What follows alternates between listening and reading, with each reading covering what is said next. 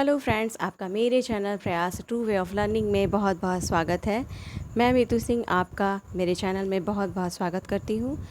दोस्तों, मैं आज आपके सामने फिर से अपनी नई वीडियो लेकर हाज़िर हूँ और ये वीडियो जो है मैंने क्लास 6 की इंग्लिश बुक से लिया है, हनीसकल, और इसका lesson number 1, who did पैट्रिक्स homework. मैंने ये स्टोरी ली है और मैं आज आपको ये स्टोरी एक्सप्लेन करूँगी। तो मैं इसको अपने तरीके से आपको सुनाऊंगी ताकि आपको बोरियत भी ना हो और स्टोरी भी अच्छे से समझ में आ जाए। आप पूरा एंजॉय करके इस स्टोरी को सुनिए और समझने का प्रयास कीजिए। तो शुरुआत करते हैं इस प्रयास की। दोस्तों, आज मैं आपको एक ऐसे बच्चे की कहानी सुनाने जा रही हूँ जिसका नाम पैट्रिक है और उसे होमवर्क करना अच्छा नहीं लगता था। जैसे कि आजकल के बच्चों का नेचर होता है कि उन्हें होमवर्क जो है बहुत ही बोर लगता है। होमवर्क होमवर्क होमवर्क पूरे टाइम सारे बच्चों को होमवर्क करने की टेंशन रहती है कि हम जल्दी से होमवर्क करें, और वो अपना होमवर्क इंटरेस्ट लेकर नहीं करते। तो ऐसा ही बच्चा था पैट्रिक, जिसे अपना होमवर्क करना नहीं पसंद था। तो चलिए शुरुआत करते हैं हम इस कहानी की। Patrick never did homework. Too boring, he said. He played hockey and basketball and Nintendo instead. His teachers told him, Patrick, do your homework or you will not learn a thing. And it's true. Sometimes he did feel like an ignoramus, but what could he do? He hated homework. Patrick कभी भी अपना homework नहीं करता था और वो हमेशा कहता था कि ये तो बहुत बोर है, और वो केवल हॉकी, बास्केटबॉल और इसके अलावा निंटेंडो, यानी कि निंटेंडो एक वीडियो गेम होता है, तो वो बस यही खेलता रहता था। उसकी टीचर उससे हमेशा समझाती थी, हमेशा कहती थी, पैट्रिक अपना होमवर्क किया करो, नहीं तो तुम कोई भी चीज़ नहीं सीख पाओगे। और यही सच है, कभी कभी वह अनजाने की तरह व्यवहार करता, उसे अनजाने की तरह महसूस होता था, लेकिन वह क्या कर सकता था। उसे होमवर्क से नफ़रत जो थी, वो होमवर्क से बहुत नफ़रत करता था। Then one day he found his cat playing with a little doll and he grabbed it away. To his surprise, it was not a doll. देखिए, ग्रैब्ड की मीनिंग होती है झपटना। एक दिन उसने पाया कि उसकी बिल्ली एक छोटी सी गुड़िया के साथ खेल रही थी और उसने बिल्ली से उसको झपट लिया। To his surprise, it was not a doll. उसे आश्चर्य हुआ क्योंकि वह एक गुड़िया नहीं थी। चलिए हम देखते हैं वो क्या चीज़ थी। At all but a man of the teeniest size, he had a little wool shirt with old-fashioned breeches and a high tall hat, much like a witch. He yelled, "Save me! Don't give me back to that cat. I will grant you a wish, I promise you that." उसे आश्चर्य हुआ कि वह एक गुड़िया नहीं थी, वह एक छोटे आकार का आदमी था। एल्फ यानी छोटे आकार का आदमी होता है, और वह एक पुरानी शर्ट पहना था, पुराने तरीके का घुटने तक का पैंट जिसे हम ब्रेचेस कहते हैं, और ऊंची टोपी उसने लगाई थी जैसे कि कोई डायन लगाती है, उसी तरीके का। उत्तेजित होकर उसने कहा, मुझे बचाओ, मुझे बिल्ली को वापस नहीं देना, मैं तुम्हारी एक इच्छा पूरी करूँगा, मैं तुमसे वादा करता हूँ। Patrick could not believe how lucky he was. Here was answer to all of his problems.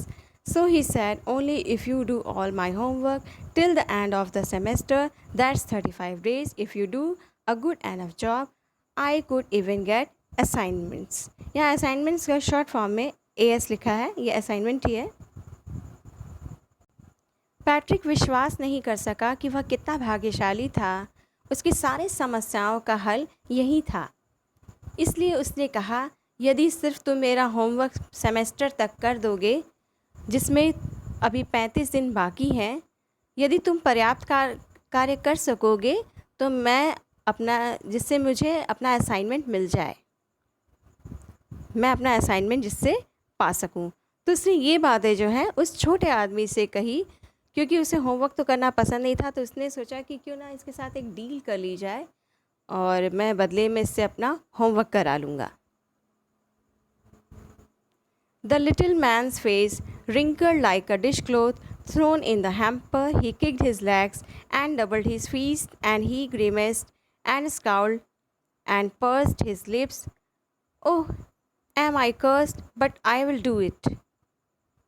पहले मैं आपको समझा दूँ कि सेमेस्टर क्या होता है। सेमेस्टर जो 6 मंथ्स पे जो एग्ज़ाम होते हैं उसको हम सेमेस्टर कहते हैं। चलिए तो मैं आपको इसकी मीनिंग बताती हूँ।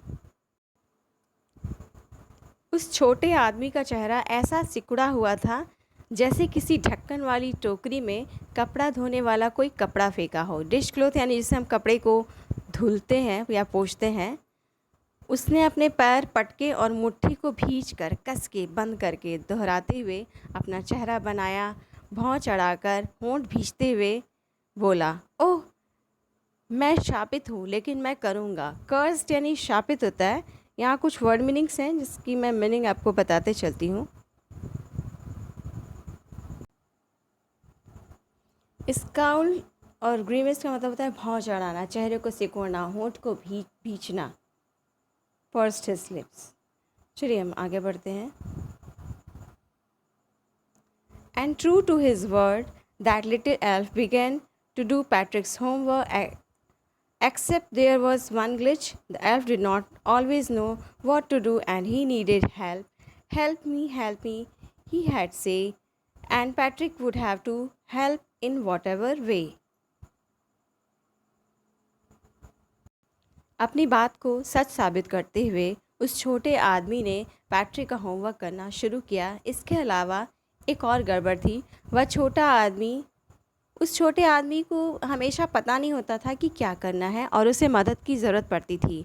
मेरी मदद करो उसने कहा, और पैट्रिक को मदद करनी पड़ती थी चाहे जैसे भी, क्योंकि उस छोटे आदमी को अभी वो ह्यूमन हिस्ट्री को नहीं जानता था, मानव इतिहास को नहीं जानता था, और जो ह्यूमन सब्जेक्ट्स होते हैं उसके बारे में उसको नॉलेज नहीं था। I don't know this word, the elf squeaked while reading Patrick's homework. Get me a dictionary? No. What's even better?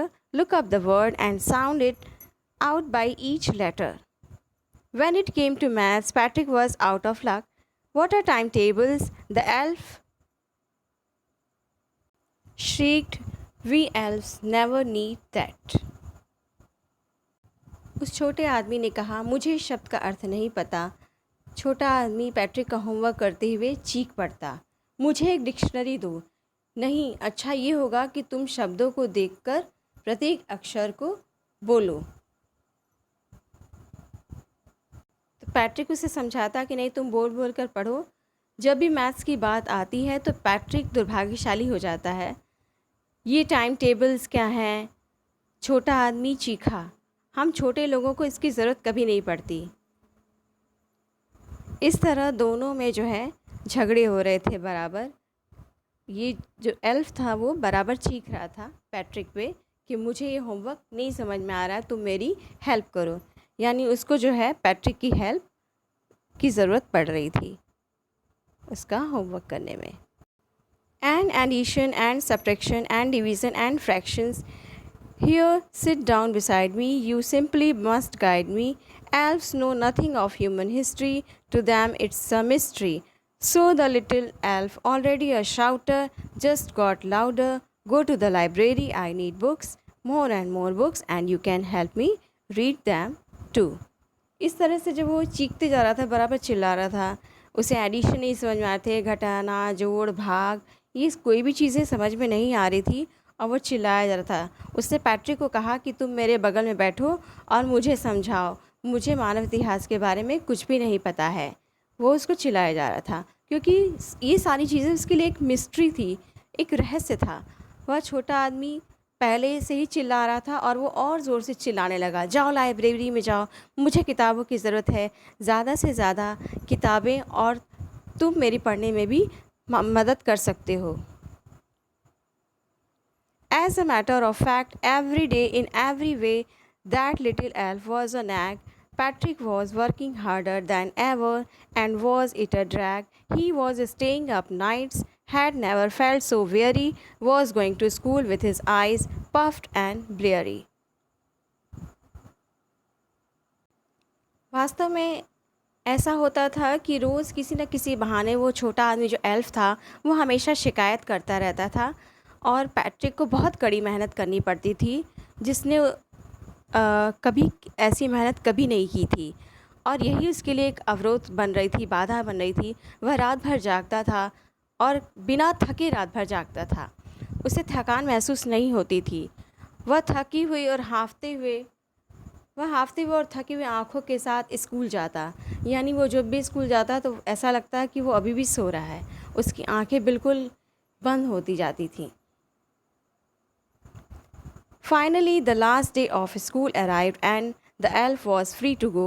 As for homework, there was no more, so he quietly and slyly slipped out the back door. Patrick got his assignments. His classmates were amazed, his teachers smiled and were full of praise, and his parents they wondered what had happened to Patrick. He was now the model kid. आखिरकार वो दिन आ गया जब school का last day आया। School का आखिरी दिन था और वह छोटा आदमी जाने के लिए पूरी तरह से फ्री हो गया था, आज़ाद था और होमवर्क से संबंधित अब कुछ भी कार्य नहीं बचा था। इसलिए पैट्रिक जो है बड़ी शांति से पैर दबाकर पीछे के दरवाजे से बाहर निकला। पैट्रिक को उसका असाइनमेंट मिल गया था और उसके जो क्लासमेट्स थे, जो उसके साथ पढ़ते थे, सहपाठी, वो बड़े आश्चर्यचकित थे। उसकी टीचर मुस्कुराई और उन्होंने उसकी तारीफ़ की। उसके माता पिता को भी आश्चर्य हो रहा था कि पैट्रिक को आखिर हुआ क्या है। अब वह एक आदर्श बच्चा हो गया था। He was now the model kid, cleaned his room, did his chores, was cheerful, never rude, like he had developed a whole new attitude. You see, in the end, Patrick still thought he had made that tiny man do all his homework, but I will share a secret just between you and me. It was not the elf. Patrick had done it himself. तो अब जो है Patrick बहुत ही आदर्श बच्चा हो गया था, एक मॉडल किड हो गया था और वह अपने कमरे की साफ़ सफाई करता था, सारे जो ज़रूरी काम थे खुद करता था, खुश रहता था, कभी भी नाराज़ किसी बात पर नहीं होता था। अब उसके व्यवहार में एक बदलाव आ गया था और अंत में हमने देखा कि पैट्रिक अभी भी सोचता है कि इस छोटे आदमी ने उसकी मदद की, उसका होमवर्क किया। लेकिन मैं आपको एक रहस्य बताता हूँ, आपके साथ शेयर करता हूँ कि वह छोटा आदमी नहीं बल्कि पैट्रिक ने खुद ही अपना होमवर्क किया। तो दोस्तों, इसीलिए इस स्टोरी से हमें ये लेसन मिलता है कि हमें अपना काम जो है खुद करना चाहिए, हमें दूसरों पर डिपेंडेंट नहीं रहना चाहिए और जो बच्चे अपना काम खुद करते हैं वो ही एक मॉडल किड बनते हैं। So students, children's and friends, be a model kid just like Patrick. तो आप पैट्रिक की तरह बनिए और अपने फ्यूचर को ब्राइट कीजिए। इसी के साथ हमारा ये वीडियो यहीं ख़त्म होता है और नेक्स्ट पार्ट में मैं आपको फिर से मिलूँगी इसके क्वेश्चन आंसर एक्सरसाइजेज लेकर। तो बने रहिए, मेरे चैनल को देखते रहिए और मेरे चैनल को लाइक, शेयर और सब्सक्राइब करते रहिए ताकि मैं आपके लिए और वीडियो बना के लाऊं। और मुझे एनकरेजमेंट आपके लाइक, शेयर, सब्सक्राइब से ही मिलती है जब आप मेरे वीडियो को वॉच करते हैं, मेरे वीडियो को शेयर करते हैं। So keep watching and thanks for watching.